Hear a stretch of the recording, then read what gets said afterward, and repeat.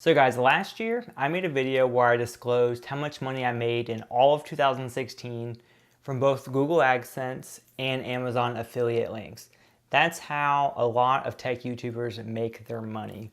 And right now, I have the tax forms, the 1099s that both Google and Amazon sent them to me. So to answer your question, do YouTubers have to pay taxes? Absolutely 100% yes. If you get a 1099 from Google, from Amazon, from your partnership program, whatever you sold your soul to, if you're partnered with somebody, pay your taxes. Do your 1099, do your taxes. If you don't do your taxes, you better have your parents tell you. I know a bunch of y'all are young, probably don't know what taxes are, but I know y'all are making more money than me, so you better do your taxes or the IRS is gonna audit your ass one day.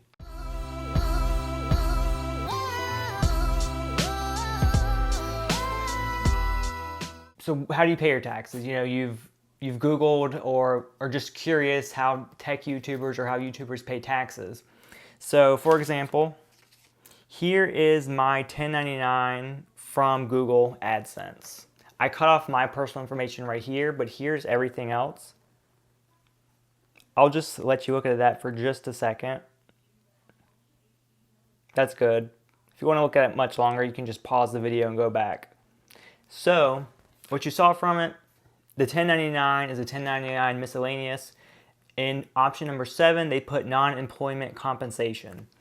So me, as a consumer, I can put that on my taxes personally, which I have to because on my 1099, it was made out to me under my social. If I wanted to do it underneath a business, I should have done that earlier in the year. I should have worked with my accountant or just known to do it.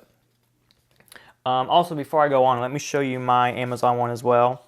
Here is the 1099 from Amazon. Obviously a lot less, but I disclosed that on my earnings video as well. I know some of you YouTubers make a lot more on Amazon, so I'm curious if one day I can get these earnings on Amazon, which you can see last year I made a $15.90.51, and for Google AdSense, I made over $8,000. Some of y'all say you make more money on Amazon than you do AdSense. So damn, if I can get more money on Amazon than here, I'll be set. I can quit my job tomorrow. But anyway, I digress. So what does it mean when you get your 1099s? I don't need those anymore. So when you get them and you do your taxes, there's a few options. I would love to show you my taxes, but everyone's tax situation is different. Depending on what country you're even in, I don't want to give you the wrong information. That's best left for your tax advisor. Also, I live in Florida, so I don't pay state taxes. I don't know how that works if you pay state taxes. So you get your 1099. The two options that I've basically seen, you can claim YouTube as a hobby. If you claim YouTube as a hobby and you want to deduct your camera gear and your stuff you bought throughout the year, you have to itemize your deductions. And if you itemize your deductions, that has to be higher than the standard deduction. Now, depending on what tax year it is, the standard deduction is usually over $6,000.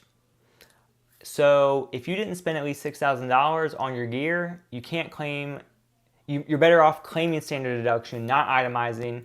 There's no point of even claiming anything.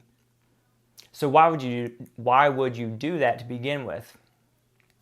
For one, if you claim your income from YouTube as a hobby, that gives you a few benefits. You don't have to pay the other taxes. So if you're claiming it as a hobby, you pay your taxes, they rape you a little bit, you're done. If you don't claim YouTube as a hobby, you have to claim all those other taxes that your employer usually takes out. So like for Medicare, for Social Security, and for your federal taxes. If you claim YouTube as a hobby, they don't get you for the Medicare and the Social Security stuff or whatever that other stuff is besides federal taxes. I would show you my other paycheck from my real job, but I don't want to combine my real job and YouTube. Plus, I know people from work watch this video. I don't want to disclose how much money I make in my real job when that would just make things too complicated with people I work with. And that's typically a no-no to tell people what you make. But I don't care about YouTube stuff. I do it for fun, whatever. If you can learn from it, That's the best. Plus, I don't have a boss that can yell at me the next day. Okay, so anyway, going back to the whole hobby thing. Like I said, claiming YouTube as a hobby on your taxes has a better benefit. But if you're making money from it year after year after year, if it's proven that this is your only form of income, if you can prove that this income is what sustains you and your family, pays for your bills, pays for your rent, this ain't no hobby. I don't know who you fooling, but the IRS is gonna catch on to that. So if you claim YouTube as a hobby and you're posting screenshots on YouTube and buying all this crap, nope. You ain't buying a $2,000 camera for a hobby. They'll catch on, so play by the rules. So just for example, I did my taxes for my normal job. I was gonna get about $700 back. Now I said I don't want to disclose how much I make at my real job, but when I say that I'm getting $700 back, you don't know how many exemptions I claim on my W-4. You don't know how much I contributed to my 401k. You do not know how much I can put into my health insurance.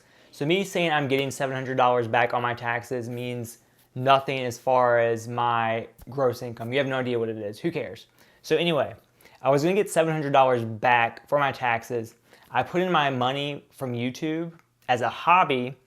It changed it from $700 back to owing the government $500.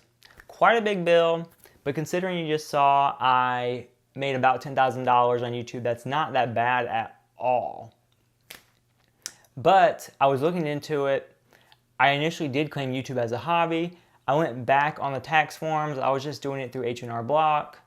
But anyway, so going back, and I changed YouTube from being a hobby to just a normal business. That changed the game. And not for a good way. So I did that, and it basically said I owed about $2,000 in taxes. And that is counting the $700 I was going to get back already. Now, luckily, when you do that, you can now start claiming exemptions and stuff right away.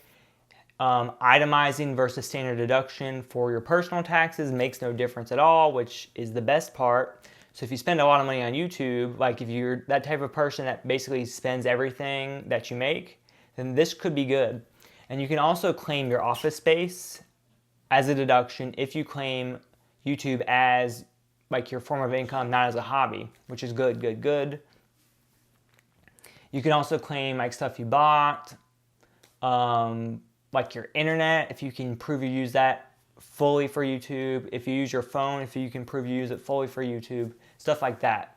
And just keep in mind a disclaimer, everything I'm saying regarding to tax stuff, it's just what I've kind of found out personally. Don't take this as advice to do your taxes this way. Definitely like Google it, research it, do some good research for your specific country, state, whatever, before you go ahead and do this. But my advice to all you guys, the purpose of this video is to one, educate you guys that don't know how YouTube works. Yes, YouTubers do have to pay taxes.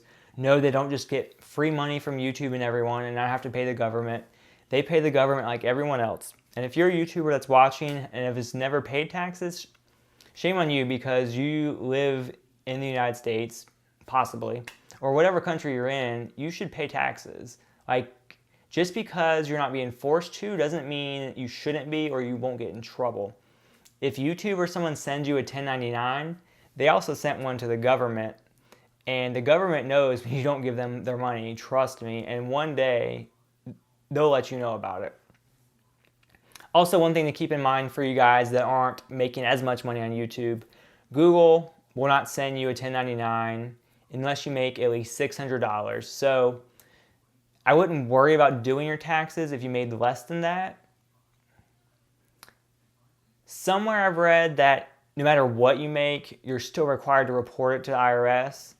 But if it's under 600 and Google doesn't send it to you, I wouldn't lose sleep over it. I wouldn't like lay in your bed at night worrying that the government's going to knock at your door, your window, and want their money. Don't sweat it. But if you get any tax forms like the ones I haphazardly already threw away and didn't think I'd have to come back for, definitely put these on your taxes. If you don't know how to put them on your taxes, look it up. If it's too serious, I would definitely consider hiring an accountant. As YouTubers get bigger as I start to get bigger, I'm definitely going to look into different ways to benefit from the tax laws.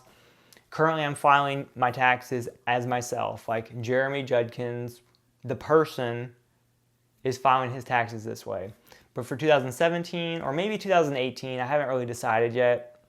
I mean, 2017's already started, so it's kind of too late. But I want to start like an LLC. I want YouTube to be more so my business. Even though I do it for fun, I want to start treating it as a business, start treating the taxes as a business, doing the deductions right. And then that way, in the event that, my channel does blow up or some other opportunities come along the way, it will be easier to handle that growth. Right now, just doing YouTube personally and through my personal taxes, if there's a day where, say like 1 month, my channel blows up and I get 10 million views, which would be awesome. That would be over $10,000 coming my way, which would be amazing. But if I didn't set that money aside for the end of the year, I could have a big tax burden that I may not otherwise be able to afford. So just some food for thought for all of you guys, some food for thought for me. Don't know how many of you actually want to listen about tax stuff like this. It's pretty boring. But for you guys that watch a lot, of YouTube videos, I thought it could be kind of interesting. Other YouTubers have done videos on how much money they made. I've never seen a YouTuber show you how much money they have to pay for taxes. So keep that in mind. Make sure you hit that like button. Hopefully this video will get some views. I need that AdSense money to pay for my taxes. And also keep in mind, yes, I've made a crap load of Mavic videos lately, so I'm going to stop that for a while. But like I said before, I'm about to be going on an 8-day Caribbean cruise. And I'm so freaking excited to take my Mavic. If you don't know what the Mavic is, obviously you have not been subscribed to my channel. It's this drone right here that pops up like this. If you're into tech, I'm sure you've heard of it.